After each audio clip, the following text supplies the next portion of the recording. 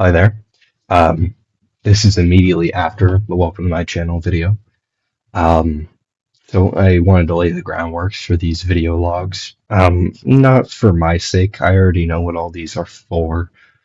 Um, well, sort of for my sake. I suppose I could put these in a playlist of one long experiment. The intention of these videos is to record data, more or less, because I have the left-handed curse. I'm hand of Satan. I write with my left hand. It makes writing very hard, and I don't really like writing on computers because I have a computer up there. You can't see it, but I have a computer up there that has an entire semester's worth of data that is no longer accessible. So being able to put it on something like a cloud system is more efficient for me. And also, sometimes you just can't get data. Actually, that's not true. I was gonna say sometimes you can't get data out without speaking it, but that's not true. Sometimes you can only get data out correctly whenever you do it a lot. When you do a lot of it over and over again, you get more and more of the tiny details that make up the photo. The people tell me that that's a problem with my own self, that I overanalyze everything. I disagree. No, I don't disagree. I do overanalyze, but I will analyze myself into the soil. I refuse to stop. I will analyze everything until I die. I will die analyzing this universe. But the purpose of these logs is because of life events I had recently lost all social relationships. I had lost a romantic relationship, and then promptly after, I lost my last friendship that I had with a person. Technically, I haven't lost it. I just refuse to communicate with them because I've kind of developed this awareness that the behaviors of my person across the years are unacceptable to normal people. And I hate saying that because the people who were a part of my life would not be considered normal. But I did not understand, at the very least, that um, it's not normal to constantly be abused by your own thoughts. I live in a tornado or hurricane in my own head that never stops, and I didn't understand that one, people aren't used to that, and two, they can't tolerate that they can't adapt or they refuse to adapt. I think anyone can adapt, but I'm not going to blame people for wanting to have a better life. The friendship was a very different situation. I just don't want to hurt people anymore, so I've self isolated. And thankfully, I'm in college. So um, it's not like anyone's going to hook and force their way into my doors and say, hey, we have to be friends, except for my roommate. But of course, he doesn't show up. He doesn't even really go here. I don't really know. He doesn't stay here at all. Anyways, the original point. Um, the point of this video is to set the groundworks for what experiment I'm doing. And currently, the experiment I'm under is limited exposure, limited socio-emotional relationships. Being that I no longer communicate with any friends, and that the one, okay, let's say three relationships that I have with people, we're going to say my parents, so mother, father, and someone named D, just refer to them as D. Technically, it's a romantic relationship, but it's not, realistically speaking. And I'll get to that and why it's not in a moment. What the data I have examined from this extended state of loneliness. Mind you, it's only been 2 weeks, so it's not that bad. Um, Lots and lots and lots of data to go over. So we could start with D.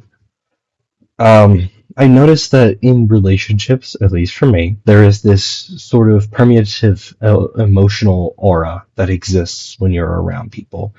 If you've ever been around someone you don't trust, you can feel your apprehension both in your body and sort of permeating the environment around you.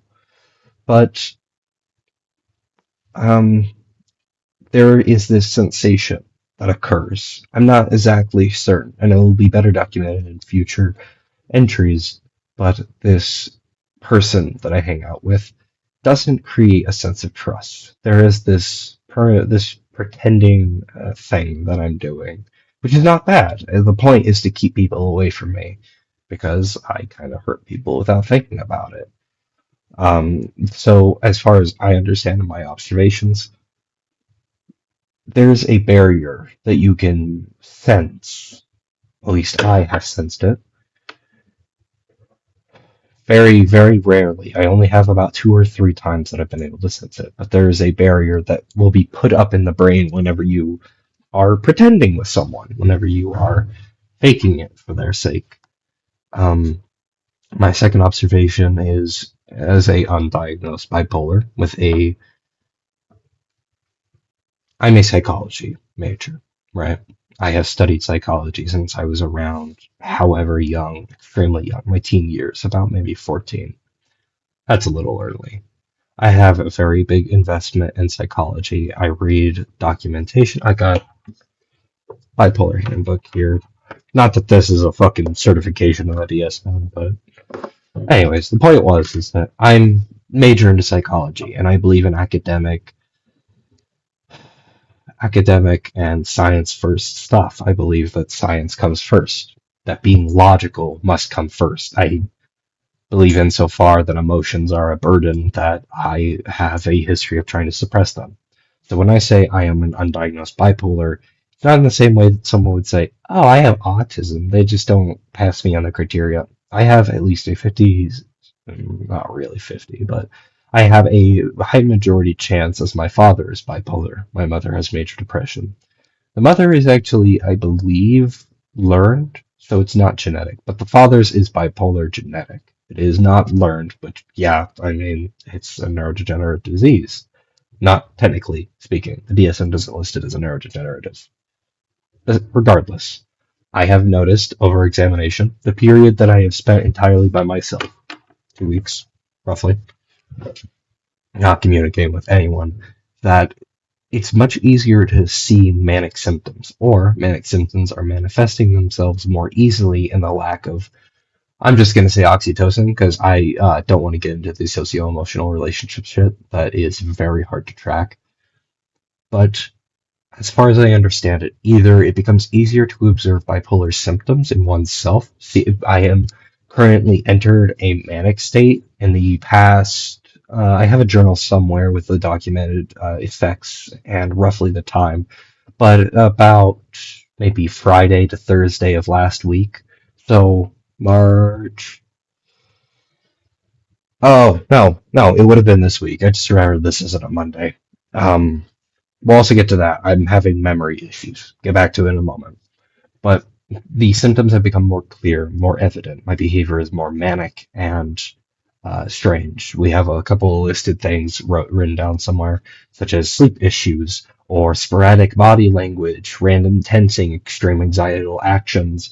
Noticeably, and something that is incredibly important to my own development, whenever I'm in a manic state, I cannot listen to metal music without getting the sensation of I can kill everybody in here, which, a feeling of invulnerability comes with some things. Some music just kind of draws out that feeling. But manic seems to be entirely unregulated, where I'm trying to consciously, at multiple points while I'm listening, trying to enjoy the music without thinking too deeply into it or without feeling any emotional resonancy. I was even told the same day, I believe, by my anthropology teacher that ADHD or ADD can be mitigated partially by metal. People with ADD temporarily have an easier time processing thoughts and getting less distracted while listening to metal. I've listened to metal my whole life. I have a history of listening to metal during high school where I believe I experienced extreme manic states, uncontrolled manic states. And most likely the metal music amplified this. So, point is, bipolar disorder can be more easily observed during isolation. I have realized that in my own personal experience and personal life, I export my feelings onto other people whenever I'm in a manic state. I will talk for fucking hours. And I'll go over the same conversation topic. In fact, it's partially why I lost the last relationship I was in. I'm not counting the one with D. I'm not counting that as a relationship. This is not a relationship. This, anyways, I would constantly feel the need to talk to everyone, and it's not something I really wanted to do. but I cannot stand having these endless floods of thought in my head. That's another symptom that has presented itself. I cannot stop thinking endlessly. Not the usual kind of I can't stop thinking. The I feel like someone will kill me if I stop thinking. I feel like someone is about to stab me in the neck if I stop thinking, kind of stuff.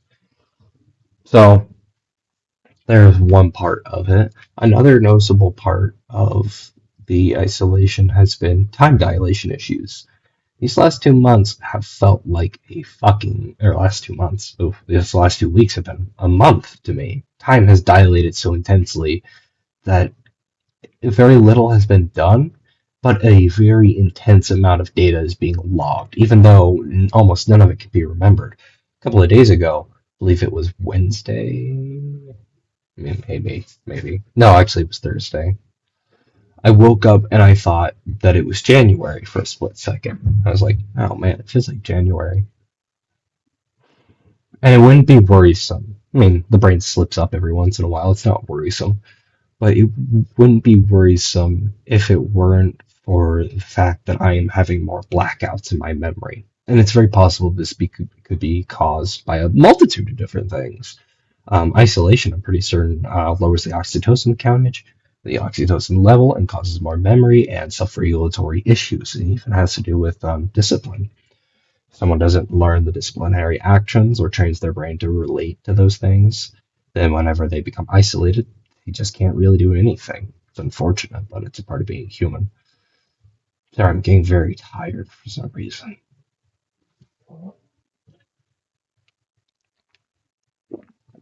I'm getting hot chocolate after this. But alongside it, there are blackout periods. For example, I went to go talk to my psychology teacher, my abnormal psychology teacher, and we had a very long conversation, relatively speaking. Of course, it was in between classes, so it was really just about 2 or 3 minutes. But I came to them with a question after class, a very specific question, which had to do, and see, I still can't quite remember what we were talking about. Yesterday, I went through my notes inside my head, and I could recall what we were talking about, which was bipolar disorder and the region of the hindbrain